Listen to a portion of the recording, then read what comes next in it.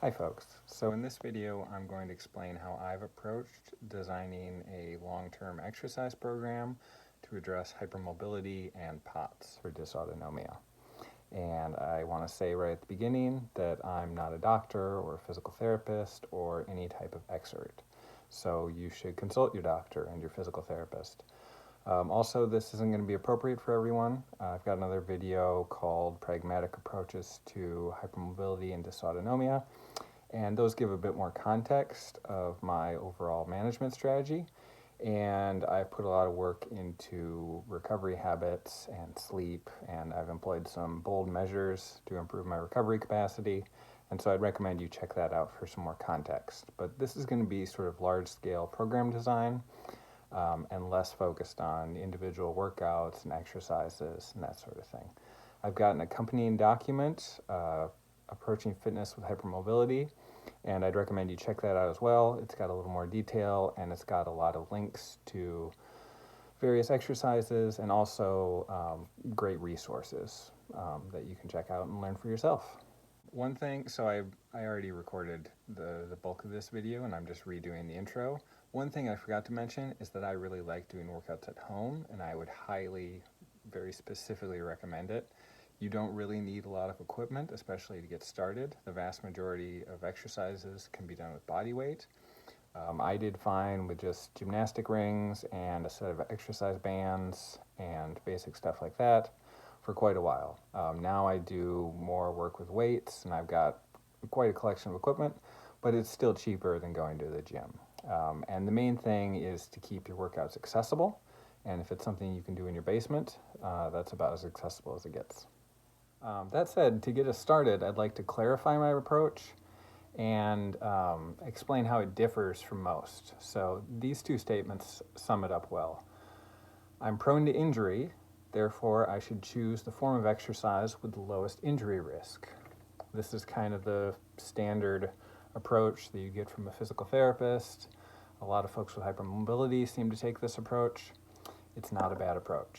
But then the alternative is my approach, which is to say I'm prone to injury, therefore I should choose the form of exercise that most effectively fortifies my body against injury. So you can see it's a bit different, and that's my mentality, and that's what I'm going to talk about today. Identifying goals, choosing a training modality, and kind of making it work. So these are the hypermobility related goals. The last few, especially hypertrophy, may be the most effective overall, but you can't jump right to it. So this is roughly the order that I approach them. My first emphasis was on bolstering weak areas like scapular strength, wrists, core muscles like the transverse abdominis, and pelvic stabilizers like the medial glute. These can be approached with fairly light physical therapy style exercises, typically something like 10 to 15 reps at an intensity that you could probably repeat 15 to 20 times if you really went for it. Kind of the next one, you'll want to do some compound movements like squats, incline push-ups, incline rows, pull-ups, or lat pull-downs. But early on, what you want to do is introduce those movements as skills. So instead of jumping right to doing them with high effort, you want to hold back a little bit and really dial in the technique, and watch a bunch of videos and try to get better at them. Try to approach them as skills. So if you want to do a particular wrist position, or you find that your butt sticks out on the incline push-ups, or your shoulders are elevated, these are all things that you want to sort out before you ramp up the intensity or the volume. That way you can avoid injury. But you've got to play the long game, and that means building up a foundation of technique and stability and control. And then next, if you have tight muscles like hamstrings, I think eccentric and isometric work is the best approach. Tightness is generally neurological, and it's the result of a perceived threat. So your body has been injured when it let you access those ranges before, so it makes it tight and painful as a deterrent to keep you from repeating the cycle of injury and pain. So for example, I did something like an eccentric deadlift, starting with a broom handle. I spent 10 to 15 seconds lowering down. I held for 10 to 15 seconds around where it started to get uncomfortable, but not painful, and then I smoothly pulled back up. And I found that a couple sets with light weight, done 3, maybe 5 times a week, worked really well. You don't want to ramp up the intensity too quickly, but I eventually moved on to a barbell and weights, and this dramatically improved my hamstrings. And then moving on, hypertrophy or adding lean mass is incredibly helpful in stabilizing joints. Even if your shoulders have sloppy connective tissue, you can just strap them down with more muscle. Another great thing is that hypertrophy doesn't require high intensity. You just need sufficient volume of challenging sets. Long term, you probably want to train at a variety of ranges, but you can start with an intensity you can handle 15, 20, even 25 reps. And you don't want to drift into cardio. These should be sets you can't maintain for more than 90 seconds before you need a rest. But hypertrophy training is much more accessible than it's often perceived. And before we move on to the benefits of strength, let's look at this chart of time under tension. So you can see beyond 60 seconds, it's mostly aerobic. Between 15 to 60 seconds, the energy mostly comes from glycolysis. Closer to 60 seconds is more hypertrophy, and closer to 15 seconds is more strength. It's important that this is maximum effort. So if you do something for 30 seconds, but with a gun to your head, you could do it for 90 seconds, then it's still aerobic. You shouldn't be going all the way to failure in most cases, but it's important to distinguish between the time you spend on an exercise and the energy system being used. The ways your body adapts are specific to the intensities that you work at. So if you do cardio, it's not going to make you stronger in the higher intensities, but you'll get better at cardio. And so with strength, if you want to have emergency power to safely exert yourself to move or resist movement, you'll eventually want to train at these higher intensities, things that you can only maintain for 15 seconds or maybe less. Obviously, that could be quite a ways down the road. And then finally, fortifying connective tissue. For some reason, a lot of the resources and guides related to hypermobility and hypermobile EDS just glibly state that there's no way to train connective tissue, and that's just not true. The intensity required may be currently inaccessible to many of you, but it's well established that connective tissue will adapt to resistance training at heavier loads. So check out this study. It's got elderly participants, so they're potentially prone to injury and have impaired healing. They had a 40% 1 rep max and an 80% 1 rep max group. They got good tendon thickness results in the 80% group, but they didn't see anything in the 40% group. So now, for context, let's look at a 1 rep max chart. We can see that most models put 80% at around 8 reps max. 40% isn't on here, we'll call it 20 reps. Now, presumably, there's a gradual increase in stimulus as you go from low intensity to high. Would 60% intensity or 15 rep max cause adaptation? Maybe. Would 70% stimulate adaptation? Probably. 80%? Yeah, we can tell that from the study. Would the stimulus increase as you go to 90% and beyond? My guess is yeah, it probably would, but maybe 80% is ideal. So what can we take from this? Well, cardio definitely won't stimulate connective tissue adaptation, just saying. But let's say you're pursuing strength training. Starting with lighter loads and doing 15 to 20 reps will pose less of an injury risk, so it makes sense to start there and adapt to that first. Then as you add muscle and maybe your connective tissue adapts a little bit, you can drift down the chart. Maybe you spend a few months doing 10 to 15 reps. Then eventually, as your body adapts, you can dip your toe into intensities that you can't quite do 10 reps of. One thing to keep in mind is that the chart is of maximum effort. If you want to do something at 80% 1 rep max, you don't have to do it 8 times in a row. You can do it once and walk away before you get injured. I'm a big believer in sampling intensities and briefly exposing my body to them before I jump in with any meaningful volume. So don't get fixated on this. Just think maybe 6 months, a year from now, you might gradually work your way towards these intensities that stimulate adaptation in connective tissue. So moving on to the POTS-specific goals, I've taken a different approach than most. The standard approach seems to be working up gentle cardio and gradually adding time and intensity to that. And for me, I didn't feel that was appropriate. Maybe it's appropriate for some. I felt like the common rationale was that POTS is a neurological issue that can make exercise really unpleasant, which can result in deconditioning, which can exacerbate POTS, which makes sense. But in my case, I certainly didn't feel like I was deconditioned. I had a period of inactivity when I sort of spiraled into chaos. But looking farther back, I did a lot of like endurance bicycling and kind of high intensity exertion, mostly biking. But I didn't feel like I was really deconditioned. So what I did is I looked at cardio and I was like, okay, what are the elements of cardio that I actually want to improve? Because what I found was I did a ton of walking, and it was probably helpful. And then I worked up to, like running up hills and things like that. And mostly I just ended up puking in people's yards.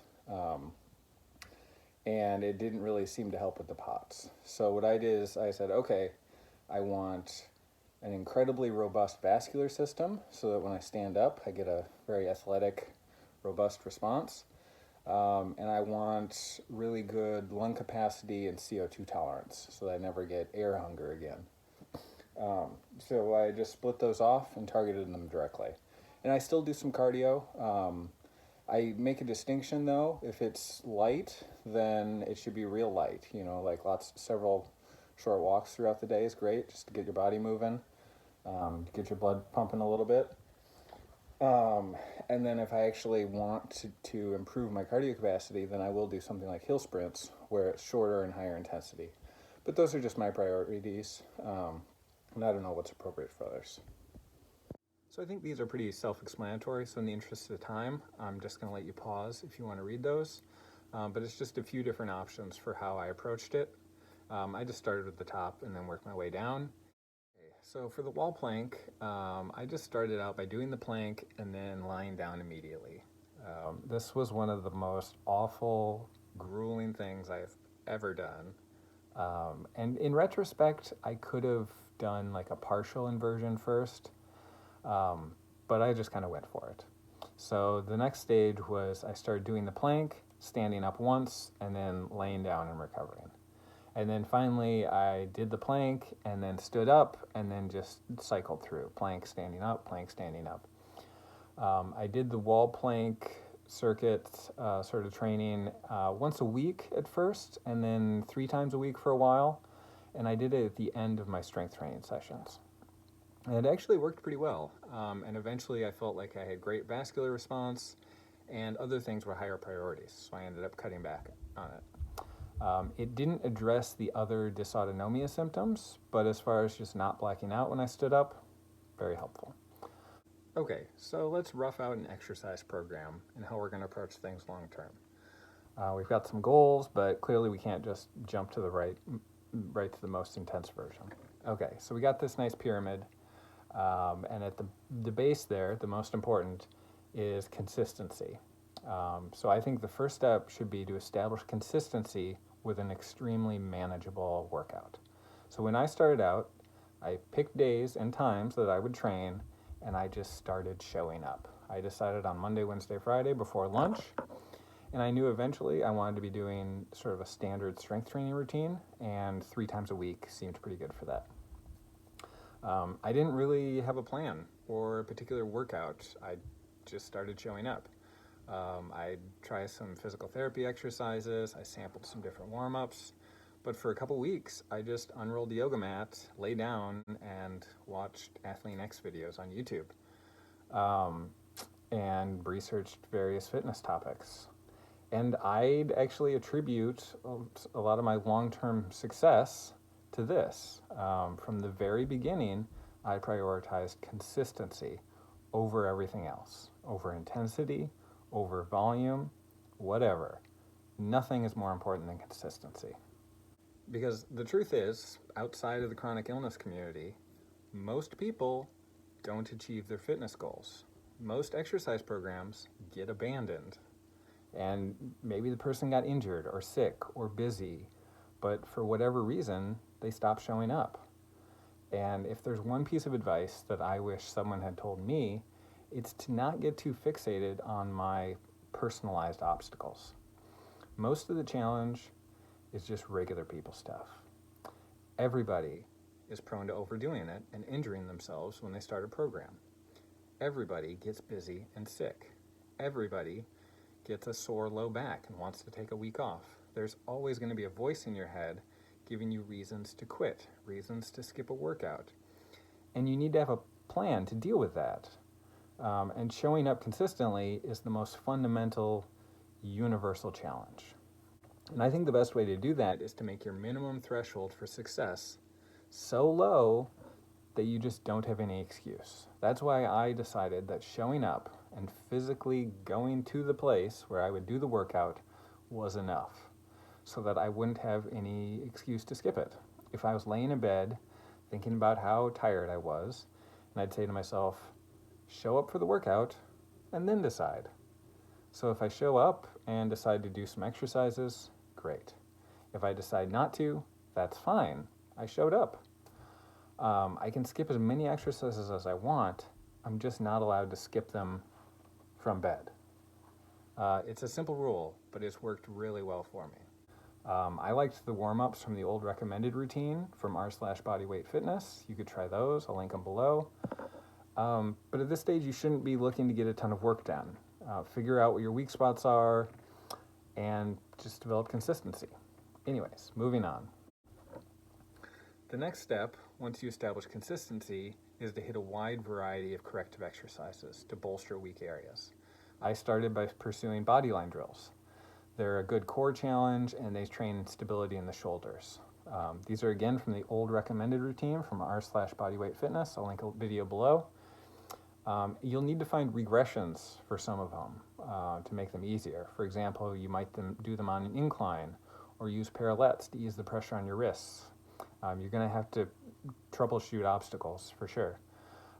Maybe make a list of corrective exercises that you think would be appropriate for you or that you get from a physical therapist and rotate through them.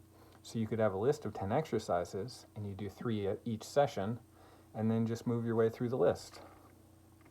And if you only do 2, then you know where you're at on the list, that sort of thing. So next would be to gradually add in compound movements as skills while keeping the emphasis on corrective exercises. So here's an example. I'd specifically recommend incline rows on gymnastic rings or TRX style webbing. If you do rows with bands, you have to balance back and forth. But with the rings, you can control the intensity with your body angle and you work your whole posterior chain. This supports the muscles needed for good posture. Rings also have the advantage of allowing adjustment to intensity on the fly. So you can start your set out really challenging and then ease off as you start to fatigue. This is called a mechanical drop set, and it allows you to keep a lot of good quality and get in decent volume in that set as well. For the pushing exercises, I'd work on incline push-ups. I'd suggest watching a bunch of videos, and like I said, set your ego aside and really look at trying to refine it. For the leg exercises, box squats are a good option. I'll link a video on hip hinging below that I'd highly recommend you watch. So that's 3 compound movements: 1 pull, 1 push, 1 leg. Eventually, you may want to add another in each category. But at this stage, your focus should still be on doing a bunch of different corrective exercises, and we're just adding in these compound movements so that you can practice them as a skill and develop that stability and familiarity with them before you ramp up the intensity. Eventually, you may want to add another to each category, so have 2 pull, 2 push, and 2 leg. So adding a vertical pull, like pull-ups, or more likely lat pull-downs could be a good option, and then either dips or a plate press for a vertical push. I jumped right to dips, but they're really hard to make accessible. So in retrospect, I think a plate press might have been a better option.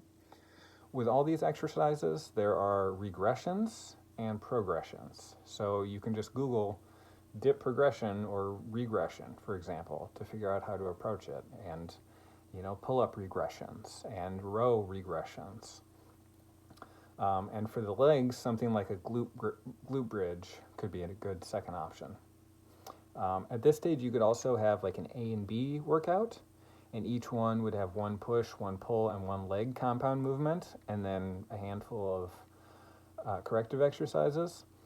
And then the B workout would have another set of 1 push, 1 pull, and 1 leg. That way you have 6 total compound exercises, but you only do 3 per workout. And that's mostly just to leave more time for corrective exercises, which is where you're going to develop that stability in the vulnerable areas and that good stuff. Okay. So then after that, you could gradually shift to a balance between compound movements performed for hypertrophy. You'd probably want to start at like 15 to 20 reps, maybe some at 10 to 15 reps, and then still some corrective exercises. Personally, I aimed for 6 compound movements, so 2 pull, 2 push, 2 legs, for 2, maybe 3 sets each, and a little time for corrective exercises. But by the time I was done with the main exercises, I was running out of steam. So the challenge is priorities. If you want to get a lot of corrective work done, then you'll need to budget your time and energy away from the compound movements and vice versa. And it's really important to build a foundation with those corrective movements. So for your long-term sustainability and injury prevention, it's important to put in the groundwork and not rush to doing a bunch of the compound exercises if they're cutting down on your corrective work. And then moving on, you can just gradually mix in lower rep ranges to develop strength and maybe stimulate some adaptation in connective tissue. So, maybe some in the 5 to 10 rep range, mostly in the 10 to 15 range, and then some still in the 15 to 20 range. And then as sort of a final frontier, I've pursued higher intensity exercises, which may stimulate connective tissue adaptation, and some more jarring exercises like jumps, like box jumps, which I think have some carryover in real world situations. I'd like to be able to jump without injury. And stuff like loaded carries. I'd like to be able to pick up heavy things and carry them, so I pick up heavy things and carry them in a safe environment. Okay, so that's the order that I pursued these different characteristics. And I mixed in the inversion exercises, the wall plank, and then the breath training just when it seemed appropriate. I needed some upper body strength for the wall plank, so I was getting into that hypertrophy sort of stage before I really ramped that up. But the breath training I did on rest days, starting pretty early on, once I thought of it. Auto-regulating gives you a structure so that you don't have to make judgment calls on what to do. So for example, 3 of these are good options and 1 of them is a bad option. What I generally do is a combination of reps and time. So I'll have a time that I want to do and then a range of reps. And so I'll probably be able to make it the whole time, but if my reps are too low, then I'll still reduce the intensity. And if I'm able to get in more reps than prescribed in the amount of time, or I go an extra 15 seconds or whatever, then I'll increase the intensity. But the thing I've stopped doing is just winging it. And then you'll also have to auto-regulate volume as well, so that you can progress, but you don't overextend yourself. And it's important that this feels sustainable psychologically. It's not just a matter of physically recovering from your workouts. So these are some examples of the different rules. Like, I will not add more than 2 sets beyond what I've recovered from recently. If I increase intensity, I will reduce or maintain volume. If I increase volume, I will reduce or maintain intensity. And the third one is a bad option. I'll do as much as I can on good days and hardly do anything on bad days. That's how you get bad days, by overdoing it on your good days. So yeah, moving on. And then finally, on sort of a larger scale, you'll have to decide how to mix together these different rep ranges for your strength progressions, the main compound movements. So let's say you want to train at 15 to 20 reps, but also 10 to 15 and a little bit under 10 reps. Well, you could mix them all together. You could do heavy pull, medium push, light legs, and rotate, or you could do them all together and rotate weekly. This is what I do. It's not necessarily superior to the other options, but it's simple and I don't end up screwing around. So here's kind of a more accessible example. And then what I've been doing more recently is something like this. So I'm gradually ramping up to one really intense week, and in that week I max out and do a couple exercises in each session, really low volume, just kind of sampling new intensities, and seeing where I'm at as far as getting an idea of what my limits are.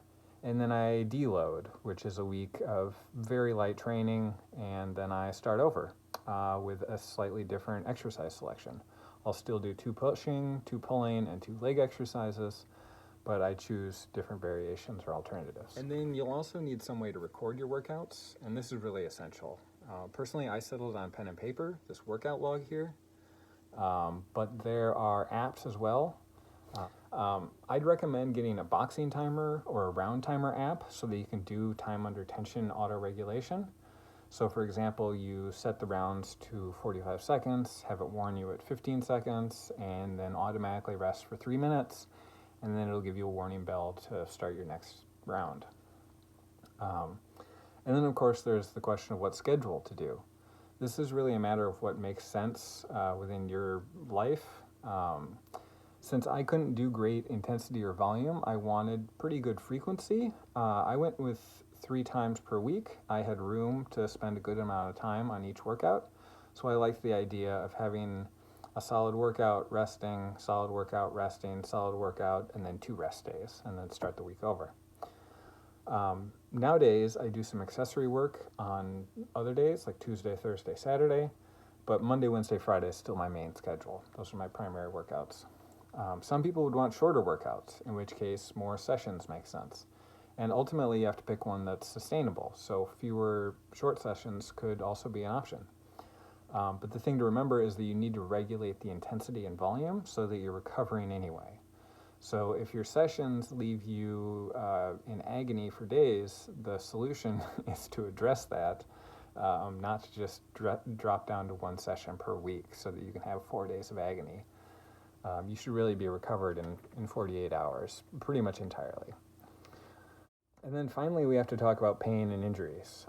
This might seem kind of glib, but this is my mindset, and it isn't intended to be accurate. It's intended to result in good decisions. So I attribute all problems to inappropriate intensity, inappropriate volume, inappropriate execution, or inappropriate exercise selection. Note that I didn't say, bad exercise or bad intensity. There are no bad exercises.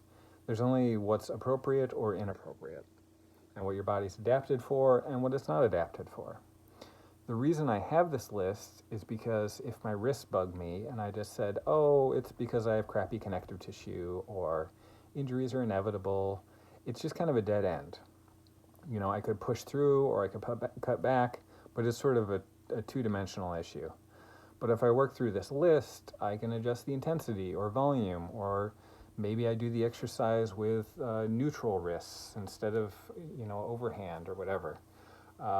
Or maybe I do the exercise with wrist braces, right? Or maybe I choose a slightly different exercise. But I can also Google it and say, wrists hurt during pull-ups, and it turns out it's pretty common. And so this allows me to work the problem. And then I've got barbell medicines, sort of approach to injuries, and I'd recommend checking them out. They have great content, and they introduced me to the biopsychosocial model of pain, which I found a helpful way to conceptualize pain. All right, that's all I've got for you. So I hope this was helpful, and I wish you the best of luck. Bye-bye.